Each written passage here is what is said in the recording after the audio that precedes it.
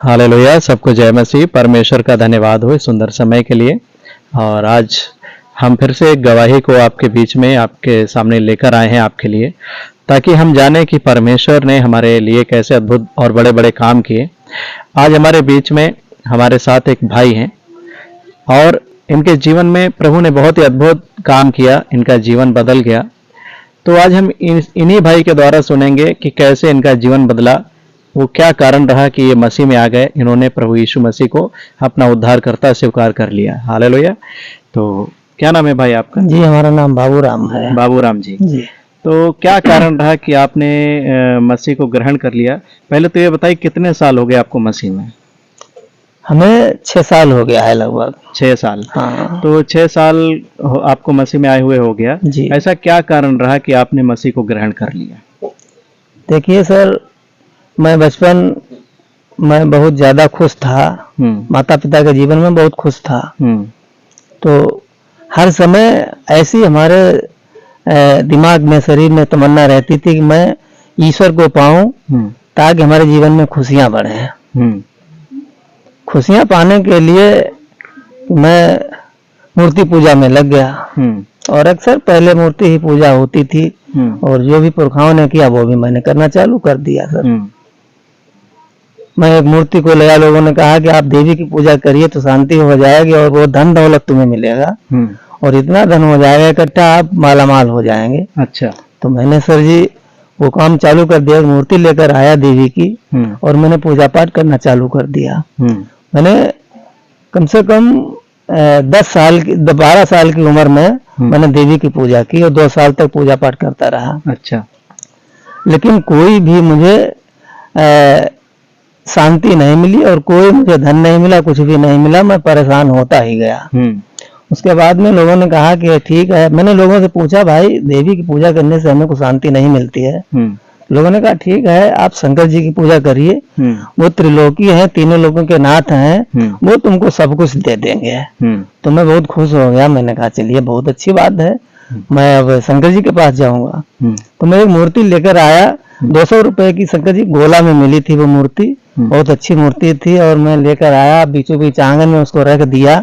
गांव के भी लोग देखते थे कि बाबू शंकर जी की पूजा करने लगा है, देवी को छोड़कर अब शंकर जी की पूजा करता है। मैं शंकर जी की पूजा 2 साल शंकर जी की पूजा किया, ठीक से पूजा किया, उसमें पानी चढ़ाता रहा, जल चढ़ाता रहा और अगरबत्ती किया, सब कुछ किया। लेकिन हमें कुछ जीवन में कुछ अच्छा नहीं लगा और मेरे जीवन में दुख ही बढ़ता गया। मैं चिंतित होता गया, परेशान होता गया। हमने कहा जो मैं चीज को ढूंढ रहा हूँ, जीवन को ढूंढ रहा हूँ, वो मुझे नहीं मिल रही है, अब मैं क्या करूँ। फिर धीरे धीरे हमारे जीवन में नशा बढ़ने लगा। मैंने लोगों ने कहा कि शंकर जी हुक्का पीते हैं, गांजा पीते हैं, भांग खाते हैं। तो मैंने शंकर जी के पीछे भांग खाना चालू कर दिया, गांजा पीना चालू कर दिया और इतना मेरा शरीर में नशा बढ़ गया, सारा दिन मैं नशा ही नशा करता गया। क्योंकि शंकर जी ही जब गुरु ही करते हैं तो फिर चेले भी करते हैं। बिल्कुल। करते करते मैं थक गया और नशे की लत बढ़ती गई। फिर मुझे अच्छा नहीं लगा, मुझे चैन नहीं पड़ा कि अब क्या होना चाहिए।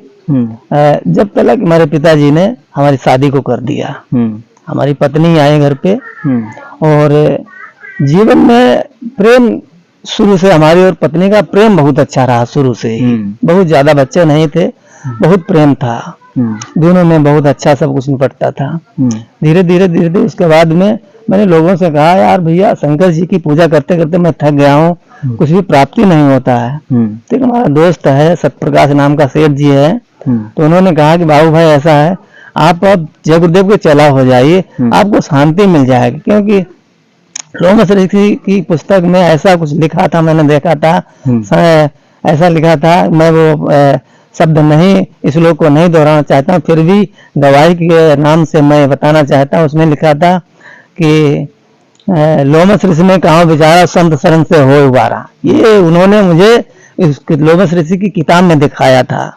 तो मैंने कहा अब तो बहुत बढ़िया मुझे गुरु मिल गया है संत की शरण से, तो बिल्कुल अब मुझे मुक्ति मिल जाएगी।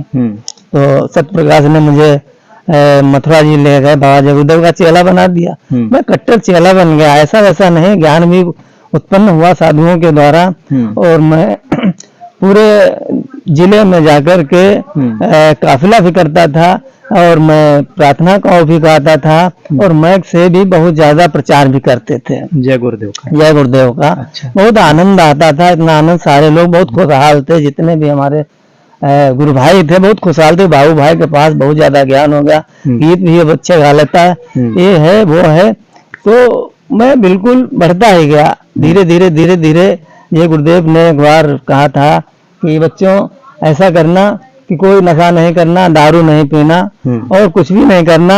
अगर करना चाहते हो तो फिर गुड़ गुड़ वाला हुक्का पी लिया करना। अच्छा। गुड़ गुड़ करके हुक्का पी लिया करना। हुक्के में क्या वो गांजा डाला जाता है, क्या डाला जाता है? हाँ, मुझे नहीं पता, कुछ तो डाले जाता होगा, तंबाकू डाली जाती है। तो मैंने कहा देखिए गुरु जी ने कहा है हुक्का पी लेना, तो हुक्के साथ में मैं फिर गांजा पीना चालू कर। आज तो पहले ही पीता था। अच्छा।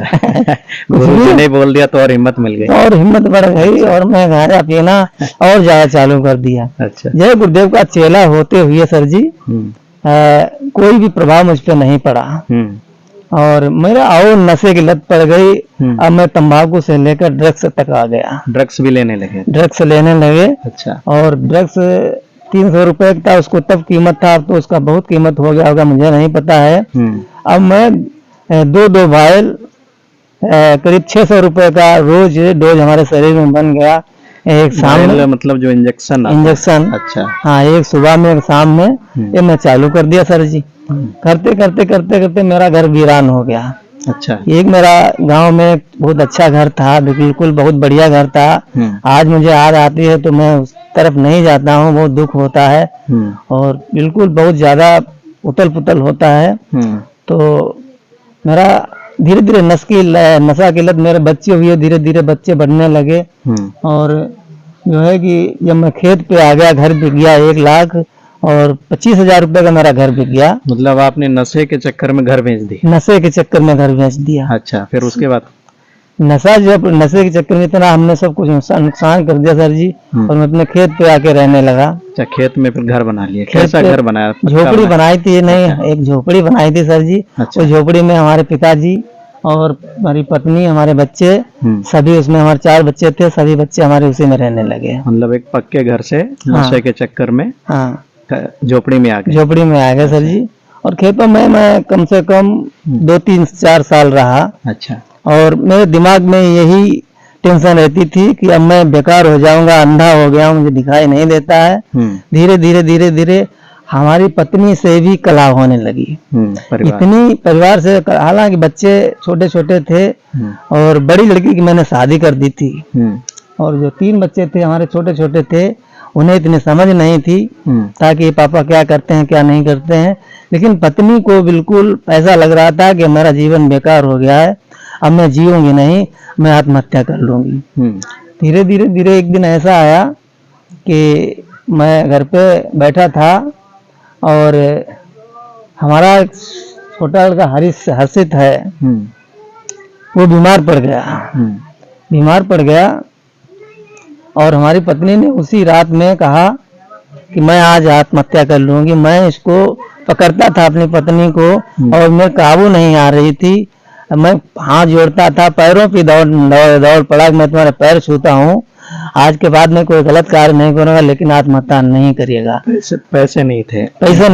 परिस्थितियां गड़बड़ थी, बहुत गड़बड़ थी और बिल्कुल इतनी परिस्थितियां गड़बड़ थी ताकि समझ में नहीं आता मैं क्या करूं क्या ना करूं।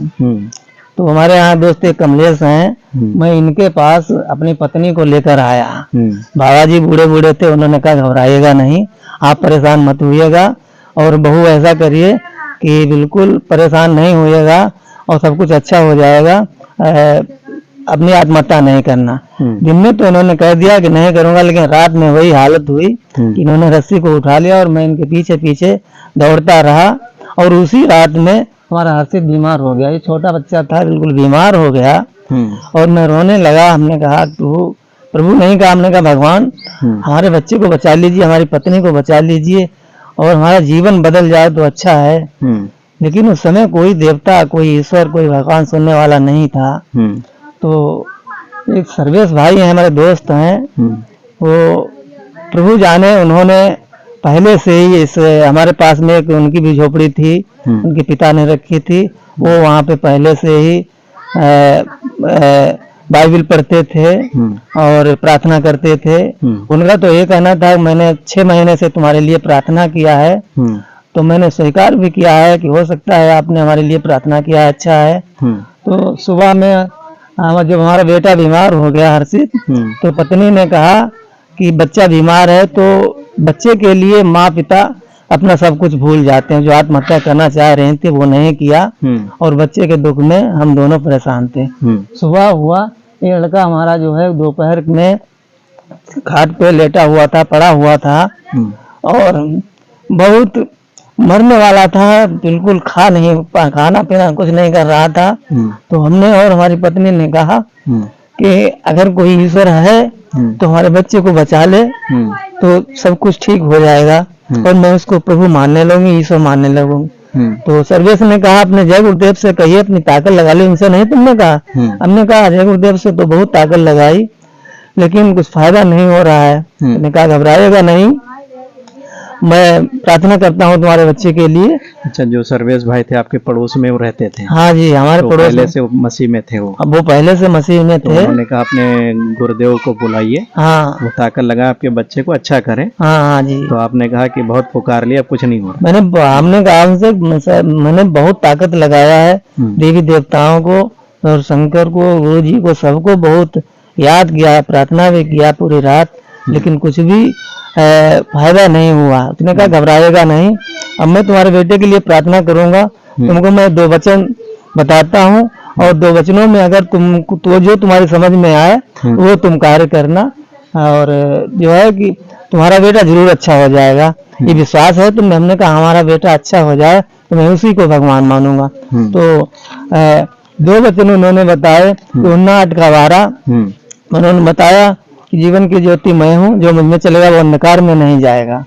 दूसरा वचन ये था कि लूका 11 का 9 मांगोगे तो तुम्हें मिलेगा, खटखटाओ तो खोला जाएगा और ढूंढोगे तो मिलेगा। ये वचन 2 सर्वेश भाई ने हमारे सामने अपनी पुस्तक को खोला और देखा तो मैंने समझ में आया कि वास्तविक अगर जीवन की ज्योति यीशु मसीह है तो मैं तो आज तक भटका, जीवन की ज्योति ही तो मैं ढूंढता रहा। देवी के पास गया, ज्योति जलाई लेकिन नहीं मिली।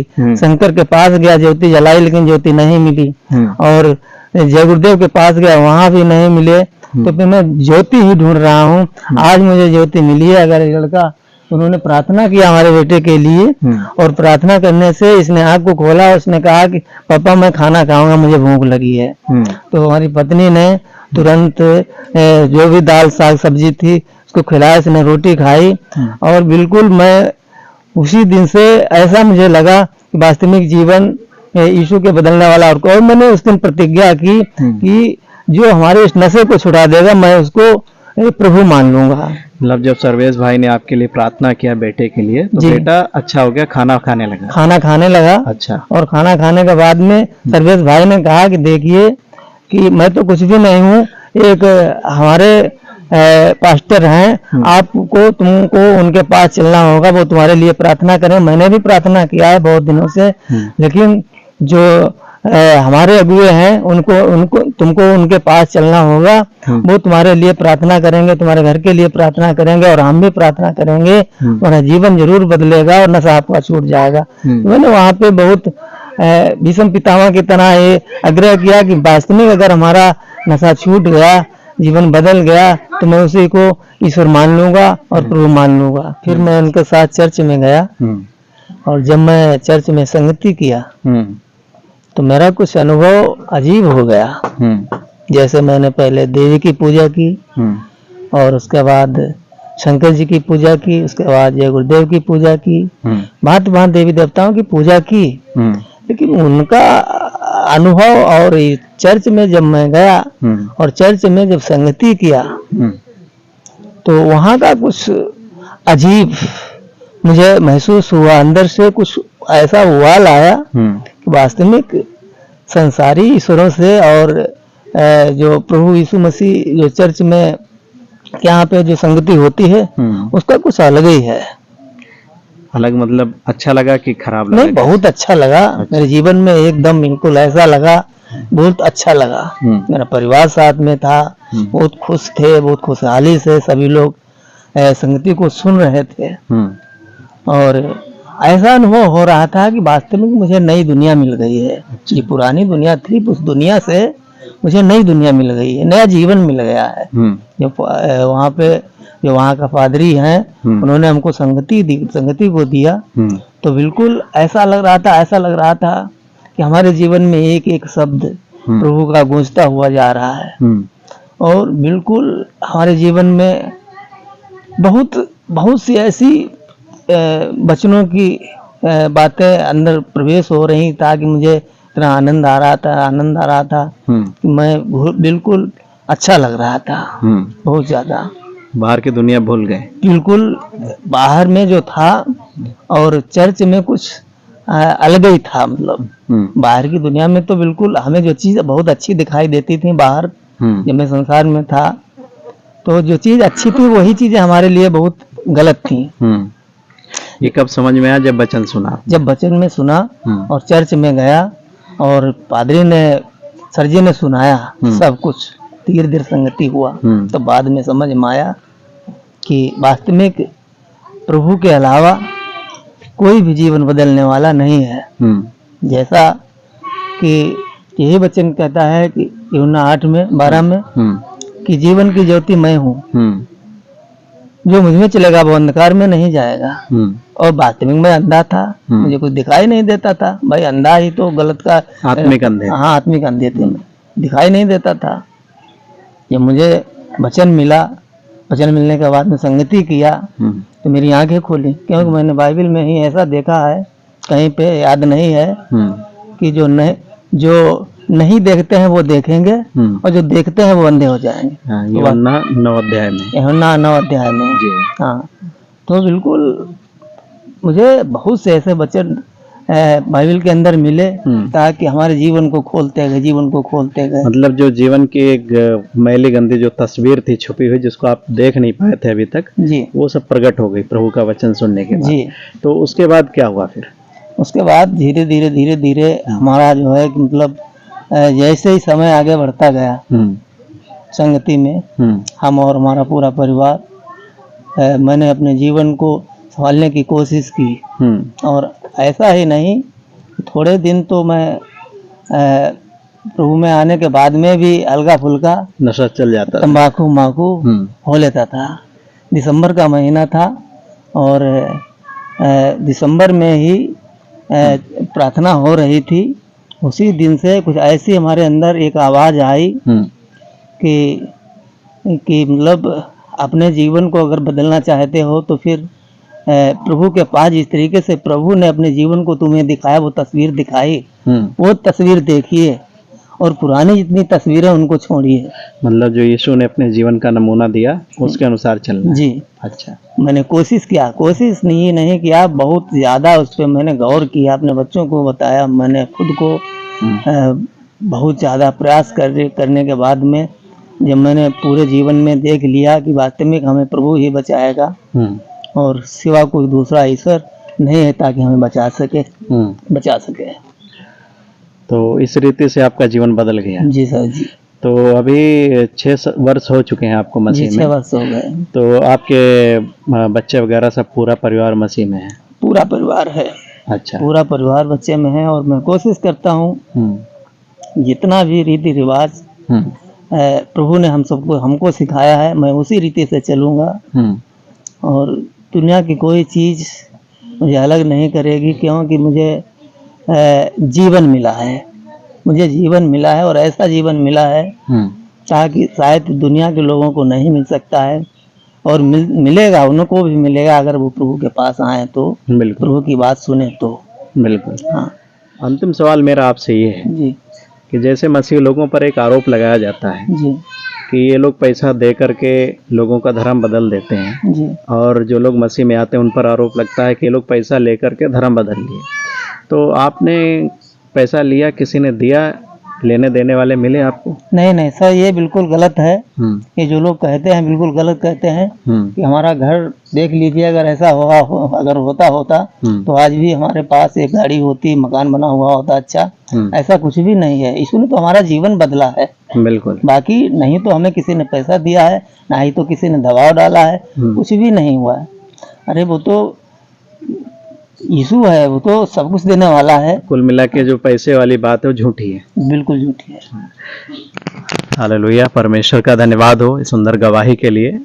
और मैं आपको बताना चाहता हूं कि एक विश्वासी का जीवन, एक मसीही का जीवन अपने लिए नहीं होता है, वो दूसरों के लिए होता है। जैसा कि इन भाई ने बताया कि इनके बगल में एक भाई रहते थे जो पहले से प्रभु यीशु मसीह पर विश्वास करते थे, और उन्होंने 6 महीना पहले से, जब ये मसीह में आए उससे 6 महीना पहले इस परिवार के लिए, इन भाई के लिए वो प्रार्थना करते थे कि इनका जीवन बदल जाए, ये मसीह को ग्रहण करें और पापों से छूट जाएं। और 6 महीने के बाद एक ऐसा समय आया जब इनके जीवन की परिस्थितियां गड़बड़ हुई, तो कोई नज़र नहीं आया जिसको ये अपना मानते थे, उन्होंने इनकी आवाज़ को नहीं सुना। और अंत में उन भाई ने प्रार्थना किया, और उन भाई की प्रार्थना को सुन के प्रभु ने इनके बेटे को चंगा कर दिया, और उसके बाद से ये मसीह की संगति में गए, का जीवन बदल गया। आज 6 वर्ष से ज़्यादा इनको हो गया, ये मसीह में है। तो मैं आप लोगों से यही कहना चाहता हूँ कि आप लोग भी, हम सब की जिम्मेदारी कि हम उन लोगों के लिए प्रार्थना करें कि जो अब मसीह को नहीं जानते, उनको हम मसीह का स्वभाव, मसीह का स्वरूप दिखाने की कोशिश करें अपने जीवन से, ताकि उस मसीही स्वभाव को देख करके, प्रेम को देख करके और भी हमारे आस पड़ोस के रहने वाले लोग, जानने वाले लोग मसीह को ग्रहण करें और वो भी नाश होने से बचाए जाएं। हालेलुया। परमेश्वर आप सभी को इस गवाही के द्वारा आशीष दे। सबको जय मसीह की।